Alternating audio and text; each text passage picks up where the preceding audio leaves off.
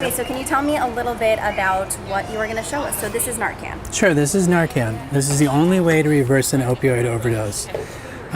There's just a couple of really basic things everyone needs to know. One, you're not going to get in trouble if you use Narcan. Two, Narcan's only either going to save someone's life or do absolutely nothing to them. So if you don't have any opioids in your body, it's going to do nothing. If you have too many opioids in your body and your body stops breathing, it's the only thing that will save your life.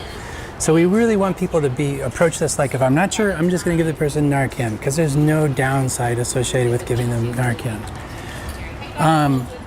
Three, how do we know when to give it to them? It's when the person just can't respond to us. You're yelling their name, you're shaking their shoulder, you're pinching their earlobe, and they still just don't do anything.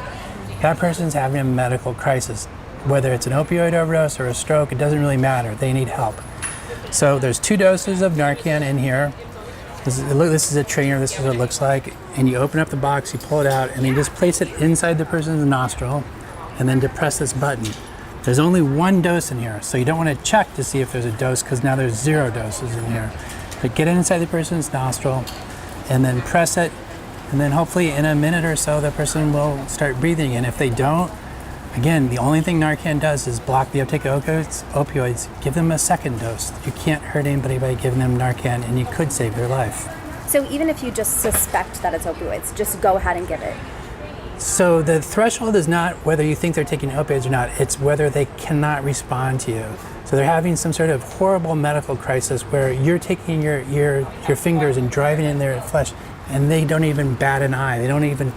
That's the trigger. And since opioids are so prevalent, we're going to make a guess that opioids might be the issue. So we're looking at their physiological response, not necessarily their behavior. So it's not, if they can't respond, they're having a crisis, we need to help them. Narcan's the first thing we're going to do after calling 911. And then when you call 911, it's important to tell them that you Yep. gave it. I would say something like, there's a person here, I'm at this building, they're unresponsive, I can't get anything from them, I have Narcan, I'm going to go ahead and give it to them. Because you don't really need to have a conversation, and you don't have the time, this is a crisis, to talk about what's their respiration rate, how long have they not been breathing. I don't know, I just walked around the corner, and here's a person whose life is hanging in the balance. I want to do something, so just do it. So that was the whole training right there? Yep. What is your advice to people out there who are like, oh, I don't know if I should do the training? So, no one in the history of this universe has ever used Narcan on themselves. There's no stigma associated with knowing how to use Narcan. Narcan is something you carry because you care about somebody in particular or about people in general. It's just like CPR.